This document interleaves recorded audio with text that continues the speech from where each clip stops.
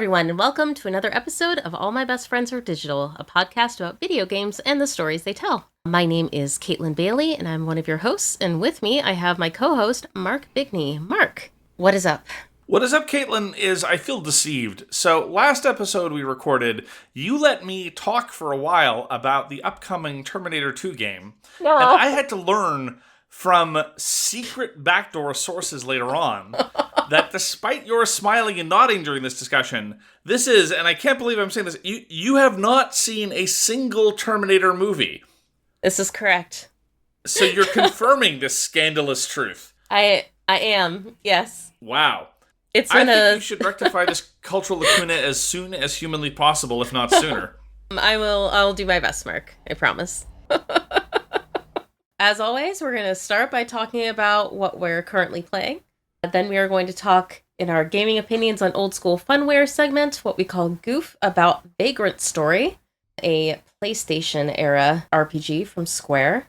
Then we'll be jumping into our feature title, StarVaders. And finally, as always, we'll be wrapping it up with shameless hyping of upcoming titles, what we call Shout. All right, Mark. What are you currently playing? So let's talk about filling in cultural lacuna. I find it illustrative to at least have some sort of touchstone or vague frame of reference for things when they are part of a general zeitgeist, right? Mm-hmm. And obviously different cultures have their own zeitgeists. I made a reference when I talked about Chimera Blade a few months ago that I recognized the pose as having come from JoJo's Bizarre Adventure because as somebody who had not seen or consumed any JoJo material, I know that it is replete with poses. People don't stand, they pose. People don't walk, they sashay. One gets the general impression that the distance between JoJo's Bizarre Adventure and RuPaul's Drag Race is very, very narrow. And for a long time, I felt the need to inform myself on JoJo for no other reason than, as an anime fan who likes video games, I've been vaguely curious about a number of the JoJo video games. So I started watching JoJo. I knew it was a huge rabbit hole to go down to, a massive universe of media and various kinds of things. But at its core, we're talking about 9 story arcs. It's kind of a generational story of various characters named JoJo. So for example, there's Jonathan Joestar and Joseph Joestar, and then Jotaro Joestar. It's a whole thing. All JoJos, okay. All protagonists of the first 3 arcs. And so, but one starts with the show / the story before it gets fully gonzo. But let me assure you that it is nonetheless very gonzo. So the first arc of the story, don't worry, I'll be getting to a video game soon, is JoJo's Bizarre Adventure Phantom Blood, which is kind of like a vampire story. And when I say that Phantom Blood is kind of like a vampire story, that's kind of like saying that a monster truck rally is like driving to get groceries. In that there are some similarities and some of the same objects are there, but nothing is recognizable from the original source material, and chances are excellent that something's going to get mangled beyond recognition. Let me try to give you a vague impression about how wild some of this is, even when JoJo is as sedate, normal, and pedestrian as it gets, right? Okay. So there's this character named Zeppeli. Now, first of all, he's named after Led Zeppelin because everyone in JoJo's Bizarre Adventure, or at least most people, are named after various bands or rock stars or musical artists. For example, there's this character who shows up and his name is Speedwagon. There's no attempt to explain why the hell this guy's name is Speedwagon. His name is just Speedwagon. He's there. The recurring antagonist, his name is Dio. There's a trio of enemies in the second arc who's named after AC/DC, Wham, and the Cars. It's a whole thing. It's all over the place. So already there's someone named after Led Zeppelin, and he was modeled after Salvador Dali. He has this really sculpted thin mustache, and his outfit is completely strange. All the colors are completely out of whack. This is because the creator was inspired to a certain extent by Gauguin, who decided, why does the sky have to be sky-colored? I'm just going to make it pink today. Okay, there you go. And this approach definitely carries through in the wardrobes for a variety of these characters. On top of this, there's all the standard anime tropes that people are vaguely familiar with, especially shonen anime, might come to expect, but dialed up to 11. So the tendency to shout out the name of your attack as you're doing it reaches its absurd conclusion when the aforementioned antagonist Dio shoots lasers out of his eyes. In grand tradition of a lot of absurd shonen anime, there's some attempt to explain what's actually happening. Okay. It's explained that what he does is he compresses his own fluids and he shoots blood out of his eyes at high pressure, kind of like a lizard, but much more deadly. And it's like slicing things in half. Yeah. Okay. Caitlin, if you're going to be asking questions, I'm not going to be able to talk about JoJo because if I stop to consider what's going on, I might literally lose my mind. I need to hold on to the thread. I appreciate it. So feel free to goggle at what's going on, but don't try to get me to explain. I'm doing the best I can. The name of this attack is, and this is rendered in Japanese, Space Ripper Stingy Eyes. So that's just an indication about what's going on. And the voice actors, for what it's worth, I'm watching the anime, I'm not reading the manga, do a great job of delivering the lines with sufficient stupidity and gusto. It's marvelous. It's a feat. I knew that the first arc was going to be a little more sedate, and so I thought I was going to have to suffer through a lot. There's like 3 or 4 episodes of like 19th century England with fist fights, and then they just lean into the madness, and by episode 7, things are so far beyond recognition, it's wild. So, the first video game that I decided to try, I figure if I'm going to be watching things in chronological order, I should play the games not in release order, but try to find a game that adapted the first arc. And so I played JoJo's Bizarre Adventure Phantom Blood. This was a PlayStation 2 game released in 2006. There is a fully completed fan translation, so all the text is available in English. And this is an example of a game that you sometimes see in adapted media, very often in adaptations of manga or anime or things of that nature, where we are going to do the story. We are going to do all of it. We're going to start at the beginning. We're going to hit all the notes, some of the minor notes as well as the major notes, and we're just going to tell the story. And they do so exhaustively, like almost literally. There are these extended periods, practically to the extent of it being a visual novel, where they're just having the voice actors do a lot of the same stuff that they did in the show. I mean, I didn't do a side-by-side comparison. You could tell me that these are voice clips from the show, and I believe you, because that's just how much detail is going on. Part of the problem with this, on top of the fact that, as I say, it's going over some of the less exciting stuff, and so we're going, again, it's like some noble dude adopts the son of some other guy, and the two don't get along, and I'm like, come on, could we get to the Space Ripper Stingy Eyes, please? Could we get past this and go straight on to the ridiculous poses and the whatnot? And so the pacing is very, very bad. On top of that, the visuals are, it's not Uncanny Valley, but it's a related phenomenon. It's like you don't look quite like you do in the anime, you don't look quite like you do in the manga, things just look off. Nobody looks quite right. And for a very, very stylish series, where always the question is, sure, I need to deliver this exposition, but what if while delivering this exposition, they're posing in a way that a human body cannot contort themselves? But they never do that in the video game. It's just like a little dialogue box with some polygonal rendering with cell shading of some guy that doesn't quite look like anyone from the story. And the combat is very stodgy. So this is a 3D beat-em-up game. And as I commented when talking about God Hand, 3D beat-em-ups are hard to do.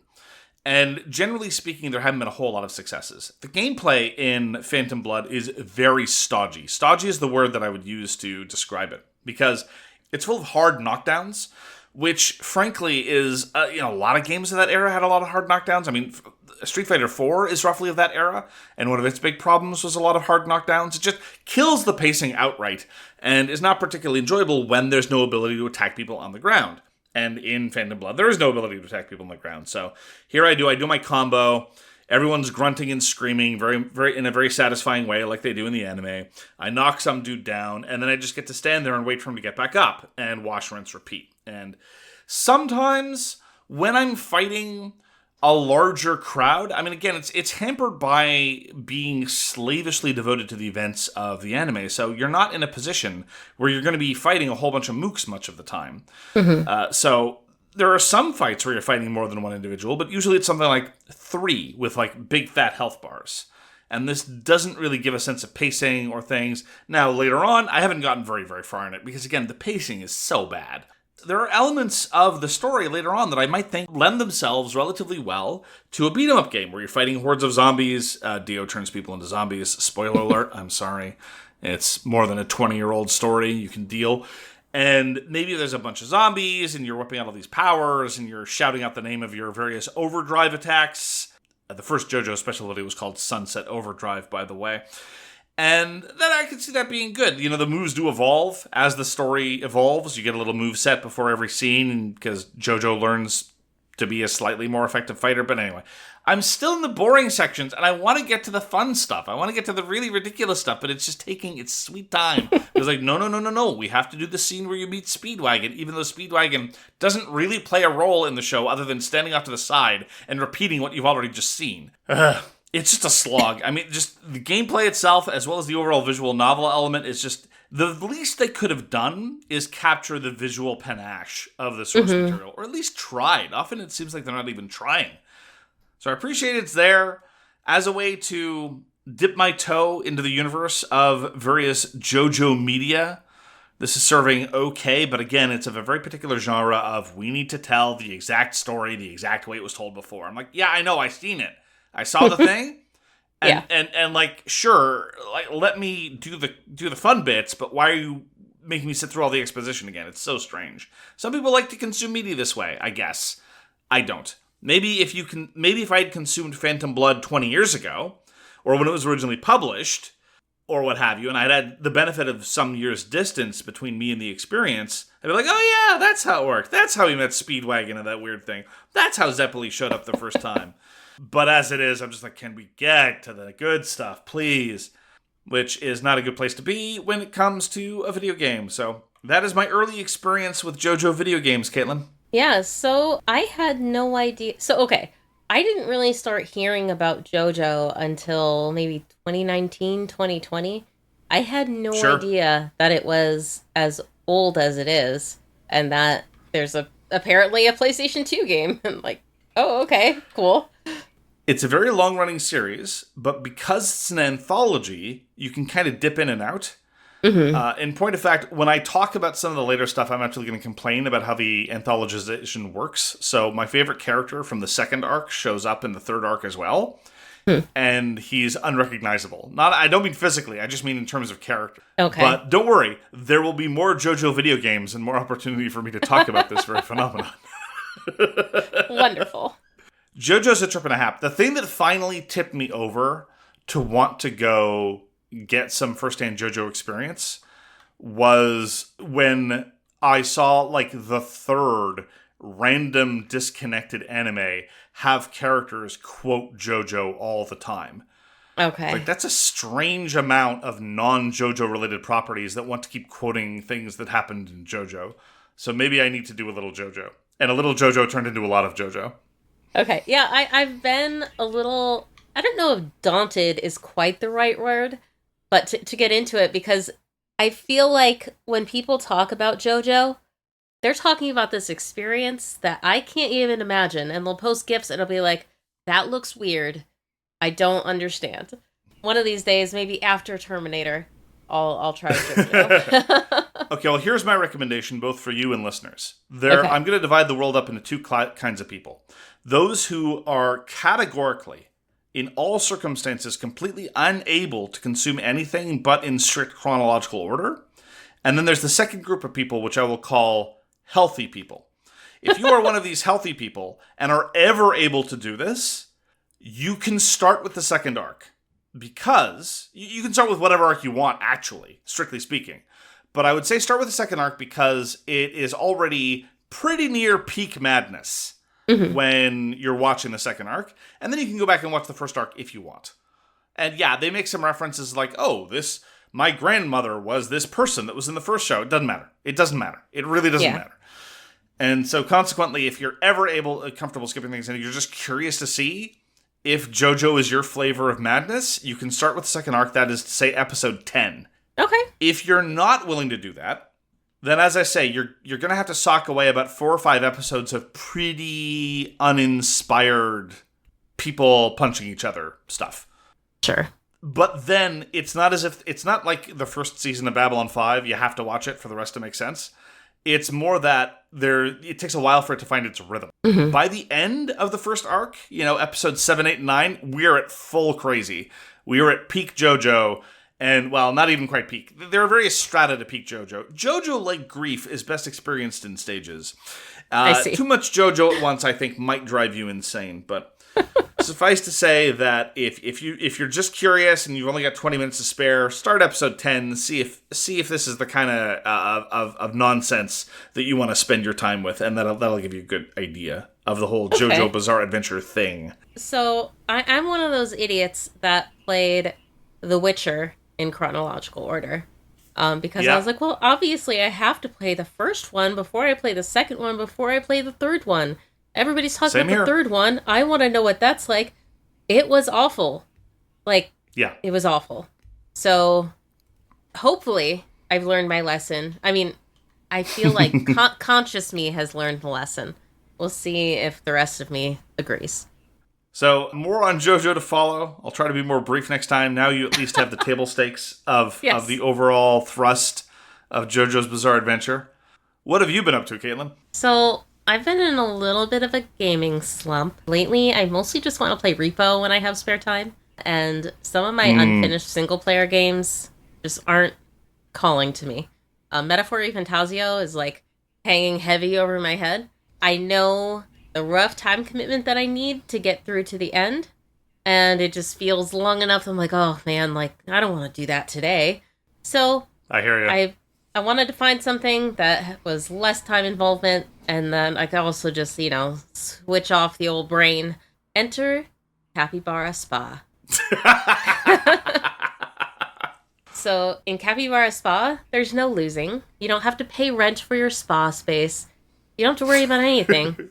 You just build baths and showers, you plant crops and flowers, provide basic amenities to your capybara clientele, and also some smaller creatures, and they pay you. I don't know where they keep their money. I don't want to think about it too hard. But the basic gameplay loop is you build out your facilities, muddy capybaras show up, you pick them up and you put them in the facilities.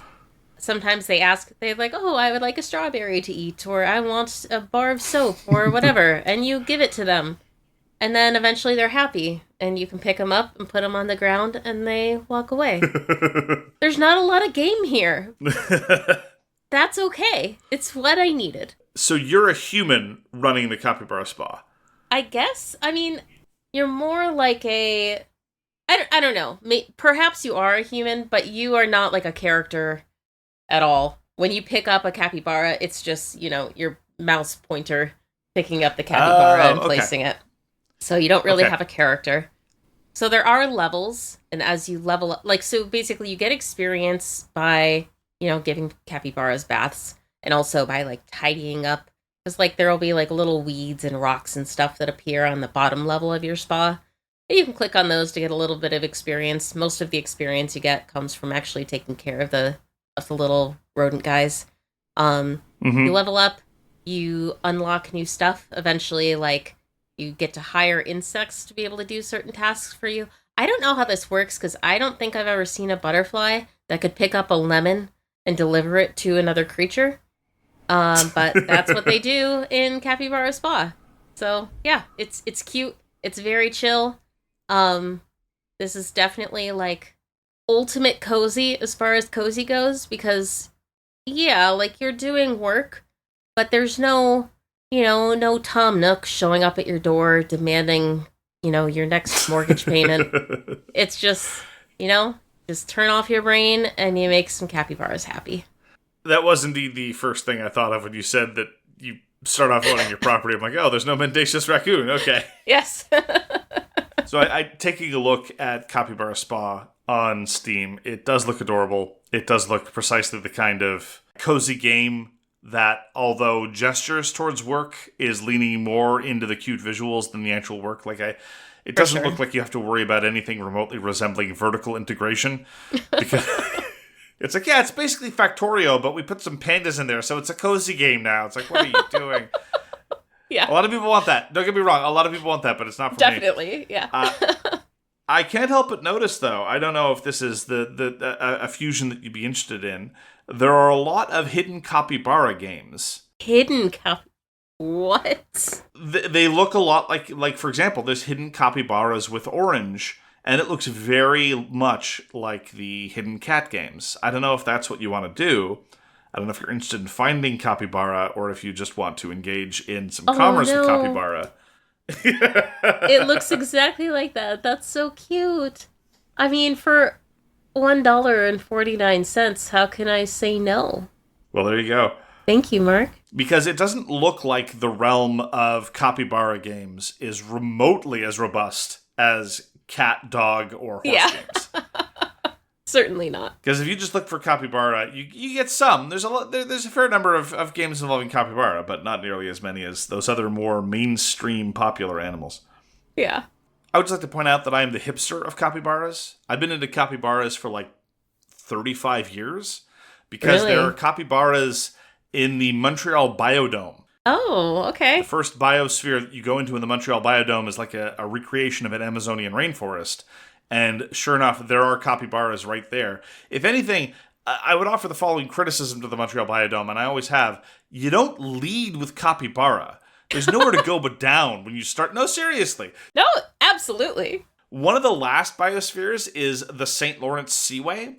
Montreal is in the St. Lawrence Seaway, and so you see things like seagulls and stuff. It's like, that's fine and all, but if I want to see a seagull, I can go to a McDonald's parking lot. You don't get to close your act with seagull when you led with capybara. Come on, have a sense of a show, guys. Absolutely. Yeah, capybaras are great. I'm very glad that the rest of the world has caught up in appreciating capybara. I even like their gross feet. Their gross feet. Their feet are a little gross. They kind of look like a cross between bird and rat feet. Oh, yeah. Oh, man. I didn't even know what they looked like. Oh, they're weird. They are weird. Capybaras are strange animals. They also engage in some pretty gross behavior, but no need to dwell on that. Yeah. Oh, my God. Yeah, their feet are weird. They're like... They look like... they're like mammals, and then all of a sudden they're like dinosaurs for the bottom inch and a half. Well put. I hope I haven't spoiled your impression of them. No, they're the cuteness of the top 95% helps a lot. So that was Capybara Spa, and now we can move on to our gaming opinions on old school funware segment, aka GOOF, with Vagrant Story. Mark, why don't you tell us a little bit about Vagrant Story's story? So, in Vagrant Story, you play as a risk breaker, which is basically kind of a special forces operative / shock trooper. More on some of this later. Ashley Riot, who has amnesia. Yeah.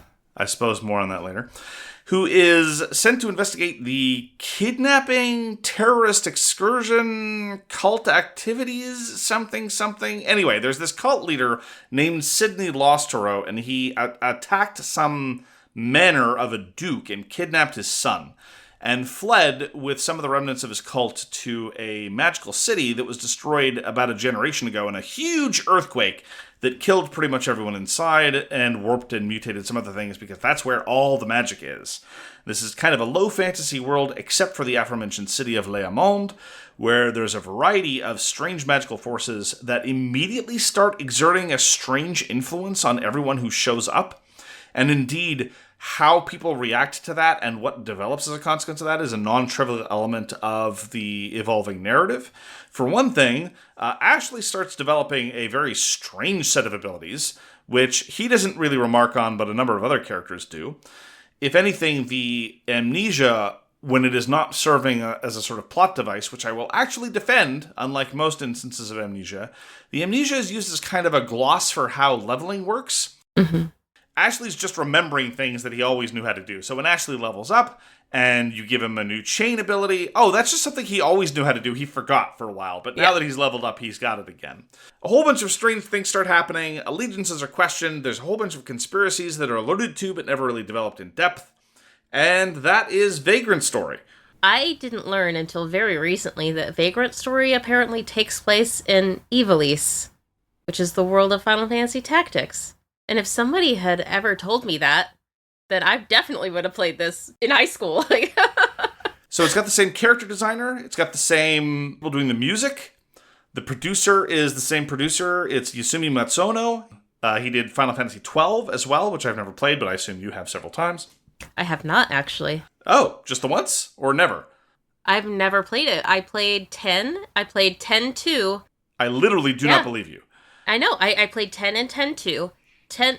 You can make an argument for whether or not 10-2 broke me, but I didn't play 12. I didn't play any of the 13s. I did play 14, but much later. I never played 15, so 16 was the next mainline Final Fantasy game that wasn't an MMO that I played. So Magical Princess Dress Up was the line too far. You just couldn't go back to the series after that. I guess so. Honestly, I can't explain why I didn't ever play 12, but yeah, that's how it turned out. Well, I do have some other Final Fantasy related questions that you may be able to answer. So Yasumi Matsuno was brought in to do some work on Final Fantasy XIV, and you are our official senior Final Fantasy XIV correspondent. Yes. He did a raid for Stormblood called Return to Ivalice. Have you played that? I have, yes. And how was it? It's fun. I mean, the music, of course, is all Final Fantasy Tactics music. The bosses are all, they don't look like the characters in Final Fantasy Tactics, but there is a boss called Mustadio, and he has this really big gun. There is a very deadly red chocobo in it that casts meteor and can kill people if they're not prepared. It's a good time. The story is nigh incomprehensible, but it is what it's a raid. They often are, yeah. Yeah. He also did a raid for Shadowbringers called Save the Queen Blades of Gunhildr. Have you played that one? Yeah, there's this whole zone that has its own special leveling system and progression system, and that's at the end. I also did that one. It featured a very... one of the fights in it, you have to have a portion of the raid fight a griffin while another portion of the raid stays and fights somebody else. And that was always fraught. Lots of arguments. But it was fun when it all went well. Okay. He's also responsible for being the lead designer of Crimson Shroud, a 3DS RPG. Have you played that? No, I'm not familiar with that one. Okay, well, we have two new Square properties that we can consider for future gaming opinions on old school funware then. Because, like most decent-minded individuals who played during the PlayStation era, I massively enjoyed Final Fantasy Tactics. And as we've talked about before in Shout, cautiously optimistic about the impending remake. And Vagrant Story has been one of my favorite games of all time ever since I first played it in 2000. And this is despite the fact that at that time especially, I was not super enthusiastic about Square properties. And having returned recently to Parasite Eve, it's truly strange in some ways how similar Vagrant Story and Parasite Eve are, and yet how radically different they are, especially in terms of quality, but more on that later, I suppose. So I noted exactly the same thing. It's very funny playing this so soon after Parasite Eve. So I was like, oh, wow. In a lot of ways, the combat is very similar. Real time, you can move around the combat area. When you go to select an ability, the game will pause briefly so that you can, choose what you're going to do. Green wireframe sphere around your character indicating the range. Yep. Combat in Vagrant Story. So, okay. I didn't get particularly far... honestly, in either game, because Vagrant Story, I lost my save for the first few hours in, and I had to start over. And I got it is tragic. A little bit past where I'd originally reached, but, not too much further. But that said, the few hours I played of Vagrant Story, I found the combat to be more interesting than the few hours I played of Parasite Eve. Partly because Vagrant Story also adds in this concept of chaining your abilities when you do attacks. The timing is pretty weird, but there will be an exclamation point that appears over your head while you're making an attack, and if you manage to time your chain ability correctly, then afterwards you'll do another attack, there will be another exclamation point, and you'll be able to chain up to 4 attacks altogether, I think. You have your basic attack, and then you have 3 chain abilities. Yes. that can be chained infinitely in sequence.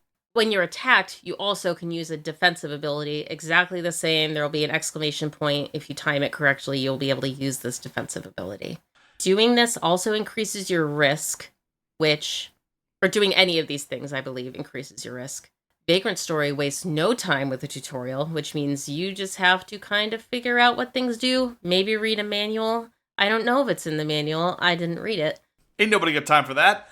No, but apparently risk increases your risk. It reduces your defense and accuracy, but increases the damage and crit chance that you have. Yeah, quite considerably. It's a trade-off. Yeah. I don't begrudge Vagrant Story for not tutorializing things to too much detail, because stuff like how risk works is in the manual, and so it explains how it works. And also, it's relatively transparent when you notice that your hit chance went from 100% to 22. That's usually a hint and a half that something's up. And if you notice your risk is up at 78%, it's like, yeah, okay, maybe I got to do something about that. Yeah.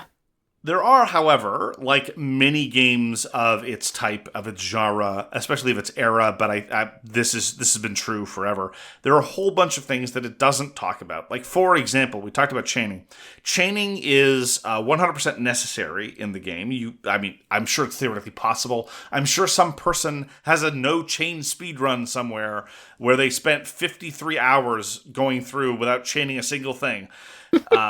But the defensive reactions are optional. The offensive chaining is pretty much essential. So it's almost like the inverse of a lot of modern games, certainly of like Clair Obscur, Expedition 33, where you need to be able to defend yourself, but the time-based offensive stuff is more optional.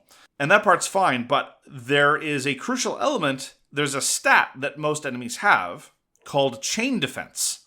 And this is a hidden stat that varies based on what body location you decide to attack. And you just have to kind of figure out that sometimes at some positions, enemies will be completely immune to your chain attacks and they will all miss. Or you might have to just guess that sometimes in this other case, they just happen to be missing because it has a 20% chain defense and you just got unlucky those first couple times. I'm not necessarily asking that the game broadcast this number every time I target a different body part. But if the game communicated to me, or if the manual communicated to me that there was a thing called chain defense, I would have very much appreciated that. Yeah, I had no idea. I was just like, I don't know, sometimes stuff misses, I guess. Yeah, because all things being equal, if you hit with your first attack, all the chain attacks will hit. Like, if there's no absent chain defense, if you only have like a 20% chance of hitting something, and you succeed on that 20% chance, all your chains will hit automatically. Yeah. Chain defense, which is a different thing entirely, which is not influenced by risk, which is not influenced by other factors, but is variable by body part and enemy type, will reduce that chance, and you will never see those numbers, and you will never be told that those numbers exist. This is something that I only discovered after one of my replays of Vagrant Story over the years. I finished Vagrant Story probably several times before ever realizing the chain defense was a thing. I was just kind of like, I don't know, things are weird. I don't know, sometimes stuff works, sometimes stuff doesn't. Yeah. On top of that, there are elemental affinities, both on offense and defense. There's a whole bunch of different spells, but quite frankly, if you think you can go through blasting people, you can't because you don't have enough magic points. There's this weird kind of interplay between the real-time and turn-based elements of using items and other special attacks that kind of works, even though it's a little weird. Like, none of this visually makes any sense. But it works in terms of gameplay. Like, some enemy can jump up to another level, and you hit it in midair with 10 hits as time pauses, as they just in midair just get wailed on with all your chains. Then that stops, and you're like, okay, I need to eat something to reduce my risk. And then you go do that, and then the enemy gets its quote-unquote turn. And then you go back to wailing on them for about 10 times. It's sometimes visually absurd, but the moment-to-moment gameplay, I think, is quite good. Yeah. Honestly, my biggest complaint combat-wise had nothing to do with the attacks. It was when you want to use an item, it just felt like that felt like an eternity. Like, okay, use item, glittery stuff. 3 seconds later, the heal thing shows up. It's like, oh my god, finally. Not snappy. Yes.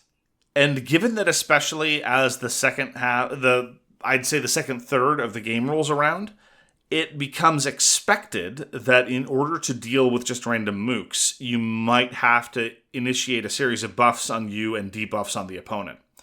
And those animations, although relatively short, get pretty tedious.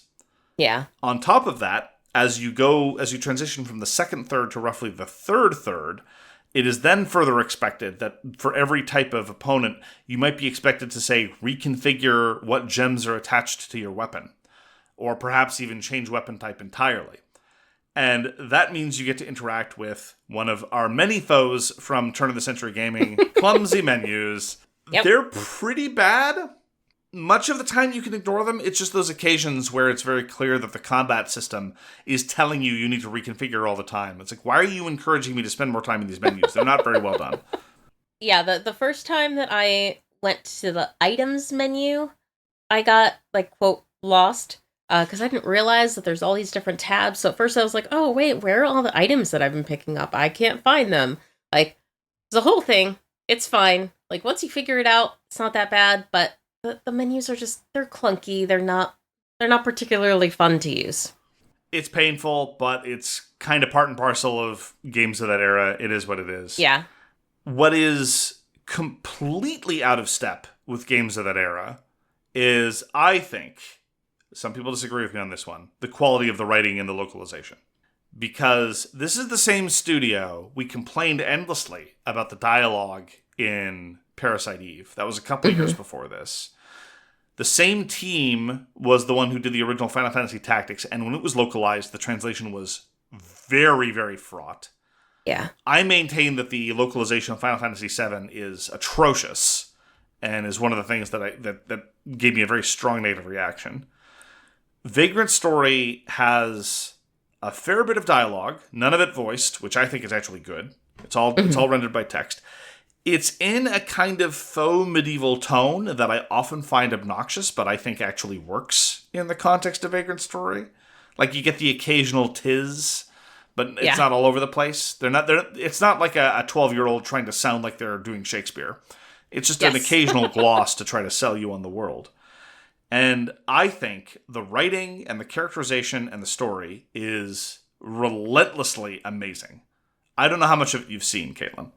So I don't believe I've seen very much of the story, but compared to, again, Parasite Eve, which we played very recently, I didn't read any dialogue that made me be like, oh, like, what? Like, that's weird, or that sounds dumb, or no, like, it all flowed very nicely. I mean, Sydney can be a little bit flowery, but that's like his character. He the way he talks is a little bit funny. Talking about your soul. You may be responding to some elements of writing that I just have rose-colored glasses about, and I've been in love with the game for a quarter century. I can't really maintain any degree of objectivity whatsoever. And I don't want to spoil anything, but I will say the following. Sydney is playing a role. Mm-hmm. And a lot of what he does, certainly in the early part of the game, is always calibrated for his audience. Yes. And some of that is transparent from the beginning. Some of that isn't. I'd be curious to hear what you think about Sydney after you finished the game. Awesome. I'll definitely let you know. Assuming you intend on finishing it. I don't know. No, I would love to finish it. I do have one very important thing that I have to bring up about Vagrant Story, though. Why is half of Ashley's butt hanging out? Okay, so I don't know what the standard kit is for a risk breaker. Yes. I don't know why they sent him in with half a tank top and cargo shorts. That was an odd choice. I'm pretty certain that is not meant to be a window to his buttocks. I just think that's a different color leather on his shorts. I wondered that at first, but I spent perhaps an embarrassingly long amount of time looking at his butt to try to figure this out. Okay. But also, if you would open up Google and look up the official Vagrant Story figures that came out. Uh-oh. I believe it shows pretty clear that is definitely his butt cheek. No, it's a different color from his skin, isn't it? I don't think so. I feel ridiculous because I'm like zooming in. Well, okay, look. On the one hand, it's ridiculous, but on the other hand, it's not an absurd question. Asking the reasonable question then commits you towards down a certain rabbit hole where you start staring at plastic and wondering whether that's meant to be... Oh, wait, here we go. Here is an excellent picture on Reddit. Okay, here's what it is. Here's what's going on, Caitlin. Okay. I am going to send you this image. I would ask you to look at this picture. I think we're both right and both wrong.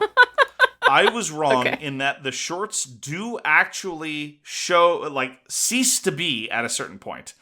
There are periods of non-short, but Ashley is wearing underwear. So he's wearing underwear under his shorts, and then the shorts at times cease to be shorts. Sure. Oh, wow, yeah. Oh, man, that's funny. Okay, so we can speak definitively as to the nature of Ashley Riot's shorts. They're not all present, but he is nonetheless fully covered. He would not be cited for indecent exposure, even in a reasonably conservative jurisdiction. Oh, God. Nonetheless, a strange sartorial choice. And certainly at odds with the fact that routinely, by halfway through a game, he is clad head to toe in full metal armor. Okay, setting aside the particular clothing questions, I do think that the graphics have aged very well. Unlike, say, Metal Gear Solid, to which Vagrant Story is frequently compared in terms of how it is telling a story with a certain sense of cinematography, you get full lip animations. Well, not full lip animations. You get lip animations, and you do get some facial animation. And aside from the unfortunate tendency to spend far too much time underground, I do really like the environments as well. There's a certain degree of style, particularly when you're above ground going through Le Monde and various rooms there. You do spend literally half the game in nondescript stone underground caves, which isn't great. But the rest of the time, I think the look of everything is very, very well done. Yeah, I think my main complaint about Vagrant Story, other than just being underground for the first few hours of the game at least, kind of sucks. It's very dark and dreary. I don't enjoy box puzzles. I just don't. And there's so many of them. I hate the box puzzles too. They're so gratuitous as well. Yeah. Oh my God. So these are sliding box puzzles. You have different kinds of boxes. Some you can pick up, some slide on the ground, some slide all the way in certain directions. There are stone boxes that sometimes self-destruct after you roll them a certain number of times. It's a whole thing. I have never, Caitlin, completed Vagrant Story without recourse to a walkthrough because, yes, I cannot. There's a certain tipping point where the box puzzle is okay, fine, I can do this. And then I hit a wall, and it is very good that Vagrant Story was released in the early days of the internet, because if this had been released pre-internet, I never would have finished it. Never, never, never. Yeah. One thing, though, that I love about Vagrant Story is that every single room you go into has a name. It's great. And if I want to know how to solve the box puzzle in this room, I just Google it, and there it is. It's so easy. Oh, I love it. Absolutely perfect. They make it so easy to figure it out. The names are so emo and extra, but they're so useful. One of them, I remember in particular this one hallway that is literally, there's a door on one end, there's a door on the other end. That's it. There's no enemies in there, nothing spawns, nothing happens. It's called Ants Prepare for Winter. And then you might go into a different room, and it might be a box puzzle, and it's called A Saint's Fall from Grace. Or whatever the hell. It's just, they knew that they needed to name all of them, and so they just went to town because they ran out of, we're not talking wine cellar or whatever. Yeah. Yes, it's so useful and so handy. The map function is pretty darn good, frankly. I never really had much difficulty getting from point A to point B, which is nice. Yeah, and I love that it tells you what room you just came from. So that's real nice. Yep. It updates when a previously locked door is now unlockable by virtue of something you found, and so that's particularly useful. And so it's not all turn-of-the-century jank in terms of things. The camera is okay. It's not terrible. You can mostly get by with more or less the same camera manipulation that you had in Final Fantasy Tactics, just rotating it 45 degrees every time. That's okay. You can, in another nod to Metal Gear Solid, you can go into first-person mode, which you never really have to. And the graphics aren't at its best when you do that as well, so you probably shouldn't. Yeah, the only time I've done it is if I want to look up. But most of the time when I go into first-person mode, it's by accident. Because I happen to tap the right stick up. I remember that the story and the presentation of Vagrant Story was exceptional and has aged very well. One thing that I was unprepared for, though, was just how relentlessly cinematic everything is. It's just they really, really thought about framing and scene transition and just giving a little bit of extra style to everything in a way that a lot of even contemporary games don't. It's one of those things where just because everything has photorealistic graphics, sometimes they feel it's okay to just have a static camera angle and have people yammer at each other all day long. Like, this is an unfair and unhelpful comparison, but if you compare Vagrant Story to The Altars, and aside from the graphic fidelity, I would have believed The Altars was the one that was made 25 years ago, because it's just shot, reverse shot, shot, reverse shot, shot, reverse shot. Barely any effort to make anything look good. Whereas Vagrant Story, even if it's just a shot of Ashley leaving the room in the middle of a cutscene, they always make the effort to make it look cool. And I think that's one of the reasons why, even though the graphic quality is clearly antiquated, it's aged really, really well. Yeah, and this brings back to something you brought up a little bit ago, but the fact that they use the textures on their faces to be able to render their faces and their expressions and stuff, so much better than any attempts of doing that with, like, the actual 3D model back then. Like, it looks a little bit weird at first, but I much prefer it to, like, doing the full 3D thing.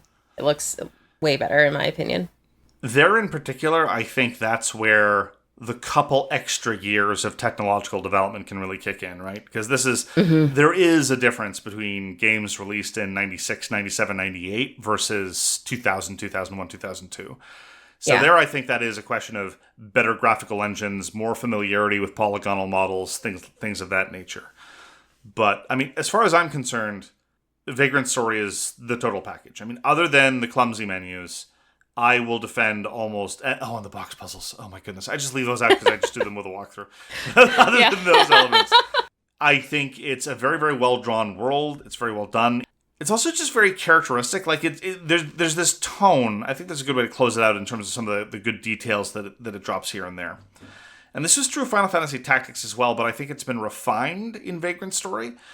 Yasumi Matsuno seems to want to create a story where, in theory, at the surface level, it's all about these organizations. So, like, you're presented with the Riskbreakers, the Valendia Knights of the Peace, the Crimson Blades, this, that, and the other. Parliament's doing this, the church is doing this.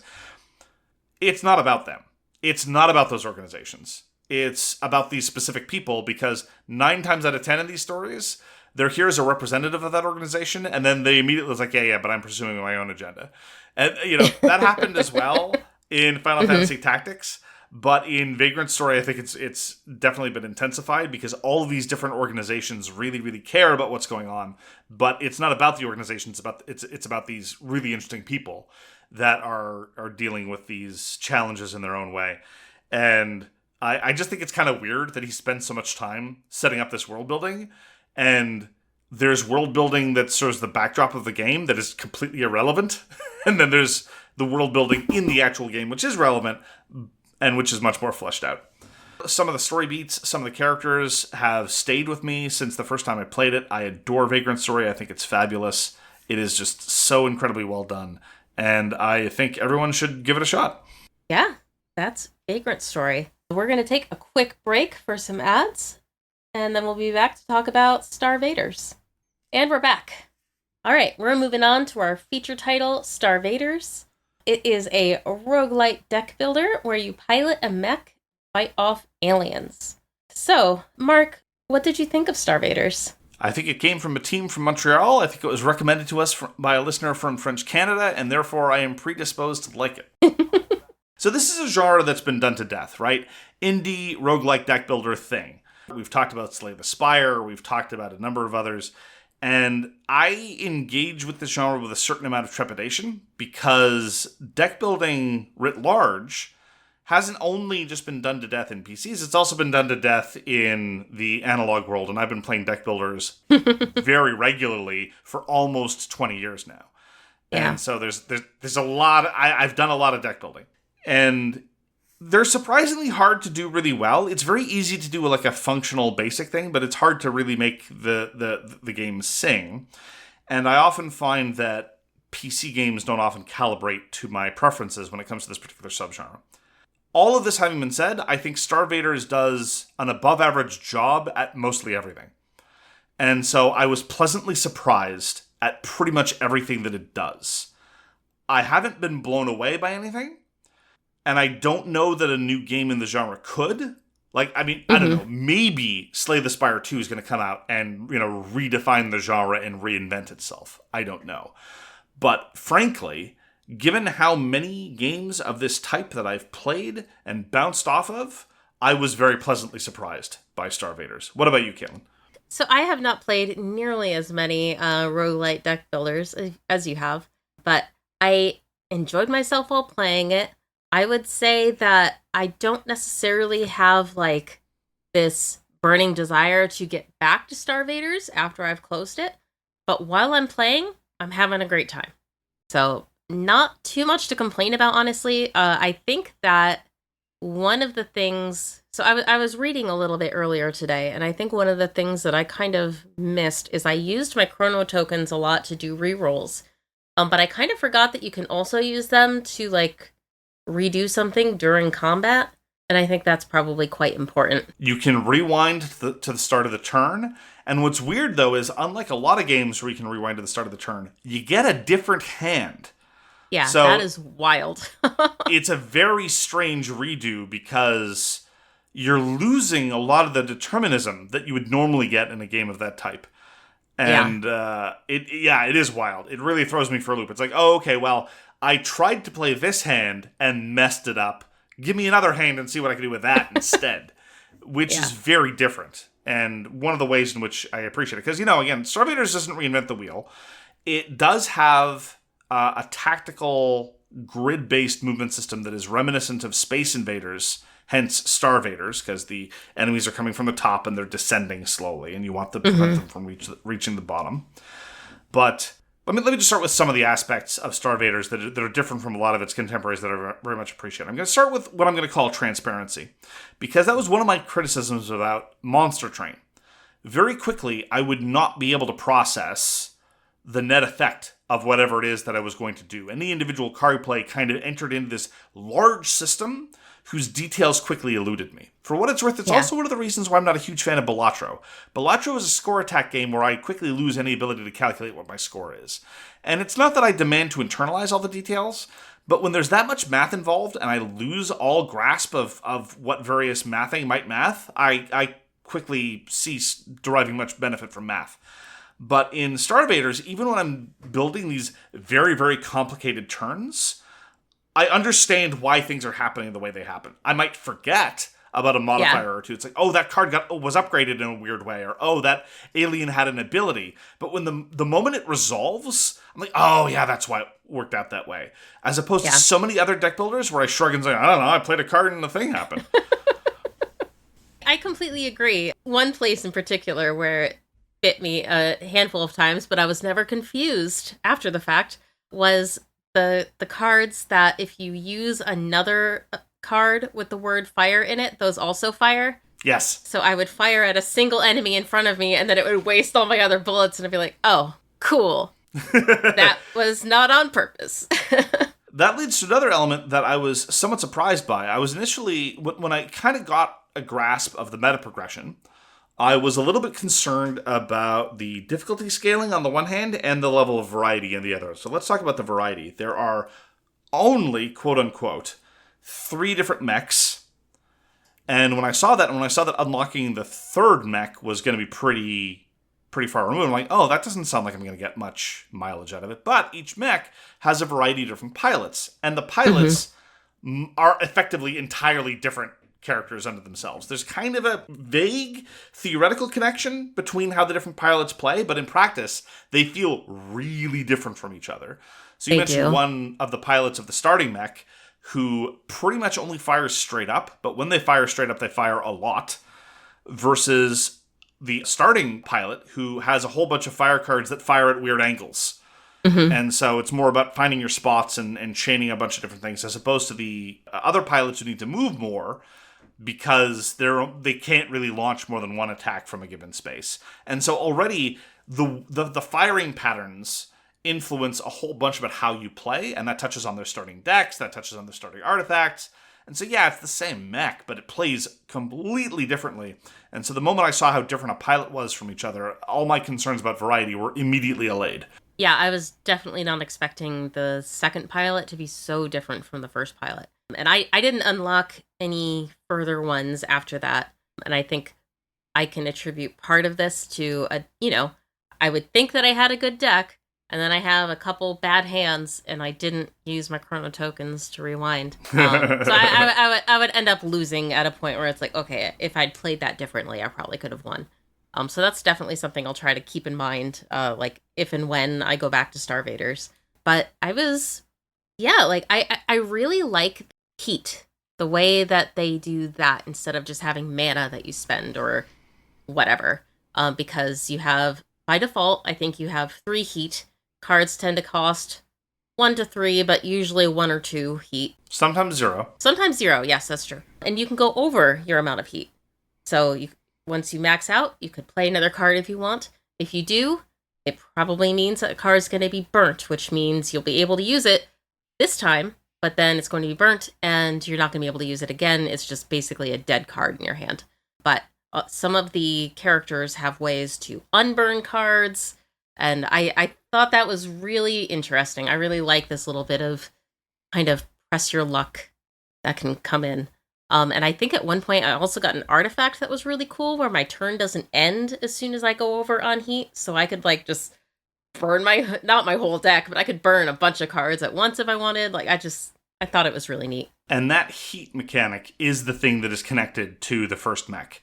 The second mech doesn't have heat. It works on a completely different parameter involving shocking things and batteries and other weirdness.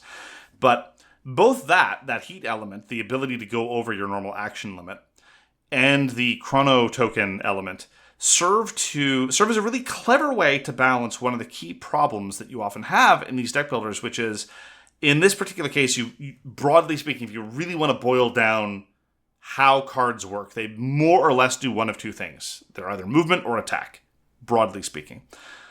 And you need to have those things in proper balance in order for the turn to work at all. Seldom is it the case that you can do what you need to do in a given turn just by moving around, and seldom is it the case that you can just stay where you are and just fire a whole bunch of times and be happy.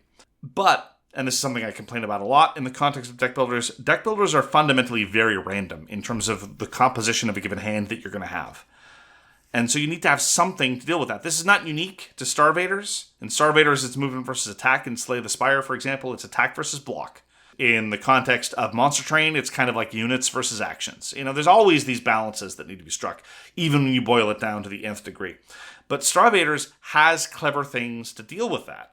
And on top of that, there's the upgrade element. You get to upgrade your cards, which typically turn them into dual-purpose cards, which is great. So as you progress, you find yourself in positions where more and more you're living with the consequences of your choices rather than the consequences of what you happen to have drawn in a given round. And, those are the kinds of, it may sound simple, it may sound obvious, but these are the kinds of game design decisions that you need to make in order to make systems like this feel engaging and rewarding. And I think that StarVaders has done a very good job. Yeah, I completely agree.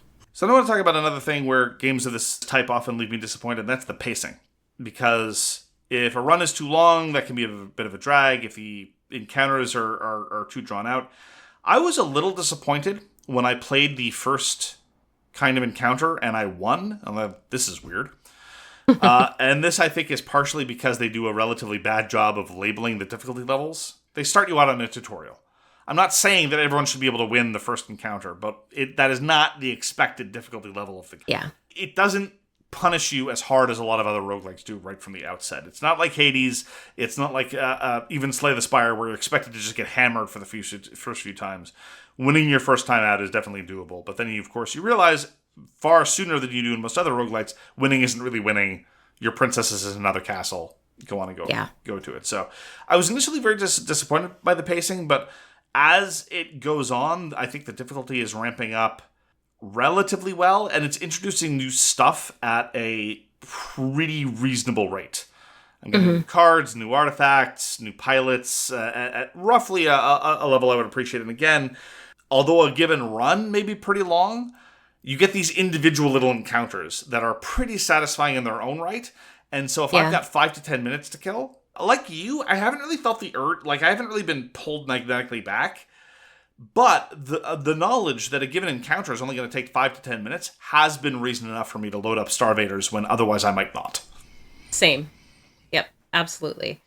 And the fact that you can just save and quit, but between fights you just save and quit, and you can very easily resume again. It's not one of those things where it's like, all right, you better buckle up and not get out of your chair for the next 90 minutes. So I really appreciate that. I felt the same way about the boss encounters. Like, when I killed my first boss, I was like, wait, really? Like, you're not supposed to be able to do that in a roguelike game. But it was fine. It just, it starts off easier than I expected, but I agree that the difficulty more or less ramps up in a good way. Like, it doesn't go from easy to impossible. Yeah, again, I'll repeat what I said earlier. I don't really think that StarVaders reinvents the wheel. It doesn't do anything shockingly different from the formula. Yeah, the spatial movement is cute, but it's not radically different from a lot of other things that you end up doing in deck builders in terms of spatial positioning. It's just there are a lot of details to get wrong, and StarVaders has done a very, very good job of executing these elements really well so as to facilitate the experience and to avoid the pitfalls that a lot of other roguelites fall into.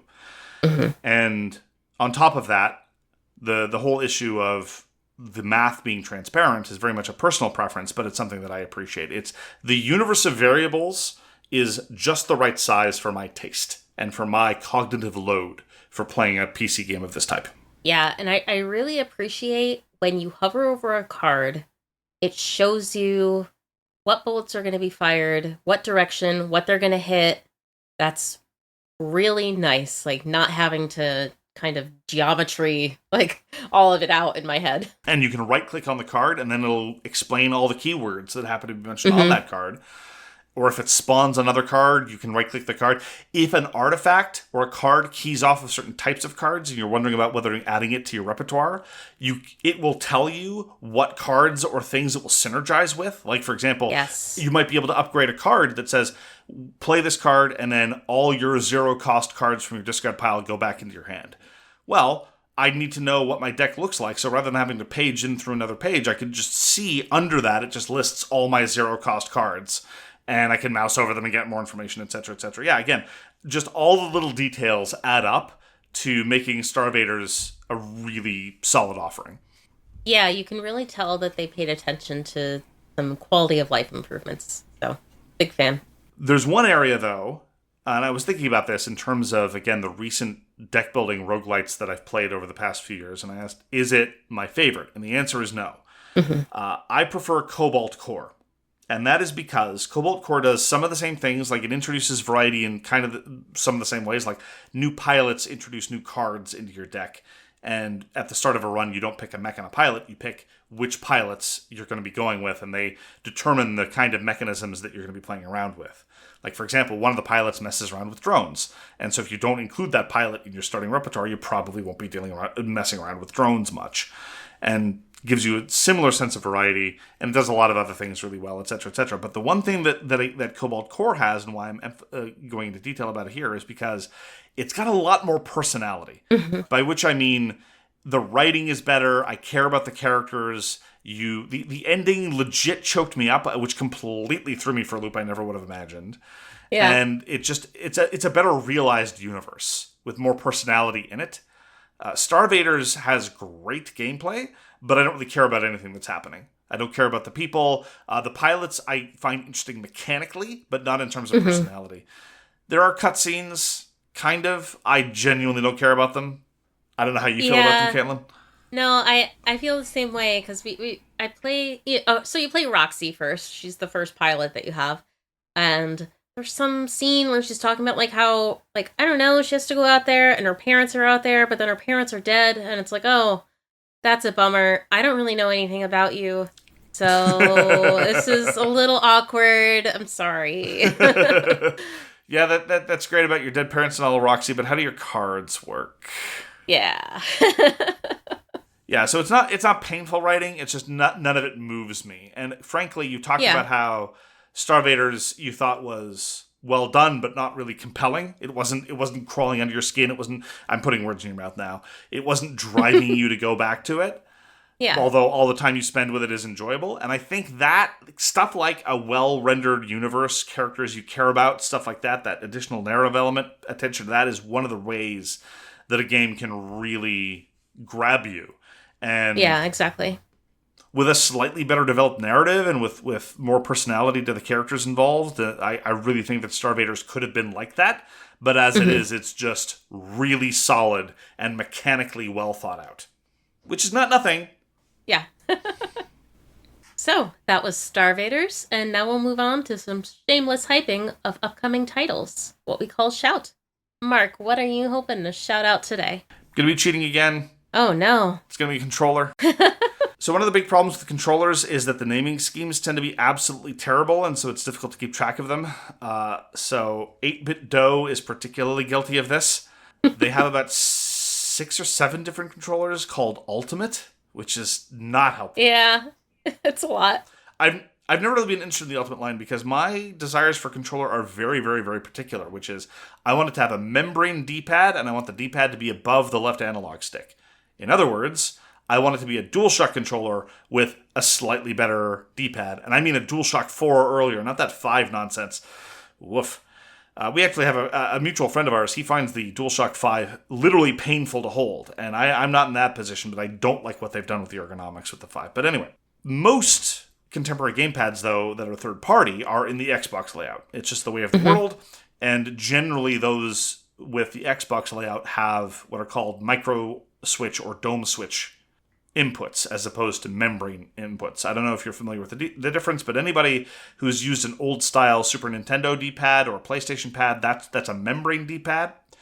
If you've used a first party Xbox D-pad with the clicks, that's dome switch or micro switch connectors, and they're just very, very different in feel, and people have their preferences. My current D-pad that I use is the GameSir Tarantula, which is really, really cool and really well done, but the D-pad is micro switch, and it is not good for fighting games. So, all this to say, the 8-Bit Dough Pro 3 is going to be like the 8-Bit Dough Pro 2, which is a very excellent controller. The one problem I have with the 8-Bit Dough Pro 2 is that it doesn't have a dock, and I love having a dock. I just love it. I just love being able to just drop a controller into a thing and it immediately starts charging and it disconnects by itself. Oh, it makes me so happy. It's like the future is now, and it is in the dock of a controller. So I've used the Pro 2 before. It's great, but the prospect of a Pro 2 D-pad on top, membrane D-pad with a dock in the form of the Pro 3, it's going to be coming out in about a week or so. I cannot wait. The 8-Bit Dough Pro 3. Nice.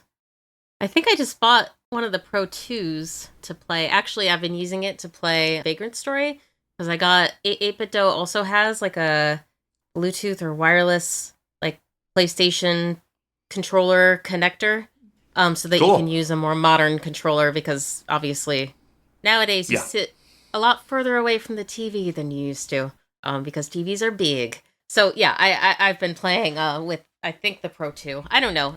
It looks like that anyway. It's like the PlayStation style. Just out of curiosity, do you have a preference with respect to Xbox versus PlayStation style? You know, I'm not sure that I do. My PC controller that I use is Xbox style, but for consoles, I bought 2 8-Bit Dough controllers and both of them were PlayStation style, so shrug. I think I'm fine with either, honestly. Fair enough. What would you like to shout out, Caitlin? I would like to shout out At Fate's End. It was announced recently from Thunder Lotus, which is the developer of Spiritfarer. It's supposed to be released next year, and it looks beautiful. Spiritfarer dealt me some significant emotional damage a few times throughout the story, and I'm really hoping that At Fate's End manages to make a similar emotional connection, despite the bigger combat focus. So I'm super excited. After Spiritfarer, I'll probably play anything that Thunder Lotus does. I can't wait. It looks stunning, and the first line of the blurb does sound like it's going to hit you right in the feels. Yeah. At Fate's End is an action-adventure game where you fight the ones you love. Well, damn. Yeah. It's supposed to, like, be about family and, you know, toxicity within family, and I'm... Oh, so like the Fast and Furious movies. Yeah. Exactly like those, in fact. I'm pretty sure they listed that as a, inspiration. Yeah, I'm sure Vin Diesel will voice the main protagonist. Probably, yeah. Yeah. I never finished Spiritfarer. They just, here I am. I was totally sold on the theme. I was totally sold on the setting, and and I'm like, okay, I want to shepherd the souls of the dead into the afterlife, and I want to hear about their life stories and their regrets and their lives and their failed aspirations. And the game said, yeah, sure, but how about you do some gardening first? I'm like, could I just go do this? And they're like, no, go plant and water some stuff. I'm like, I don't want to be doing this. Yeah, Spiritfarer definitely suffered from fetch quest type stuff / just things I just didn't care to do. So, yeah. But it's still, emotional, gut punched me many times. So it sticks out very strongly in my mind. I should really give it another shot someday. I'll add it to the list of things I should really do. But, oh man, I do not want to garden things. I don't want to garden in real life. No, I understand. In video games. I'm similarly indifferent to fishing. And as I recall, Spiritfarer has you do that too. Yep. That is another thing that you can indeed do in Spiritfarer. I forget how much of it is absolutely required, but I imagine it might all be required to some degree just to help shepherd certain souls. So yeah, as I recall, the fishing was more optional, but they very much forced you to do a lot of the farming. Oh well. Yeah. Okay, so that's going to do it for this episode of All My Best Friends Are Digital. If you'd like to support us, you can check us out on Patreon at patreon.com/ampfad, and we will see you next week. Take care, everybody. Bye.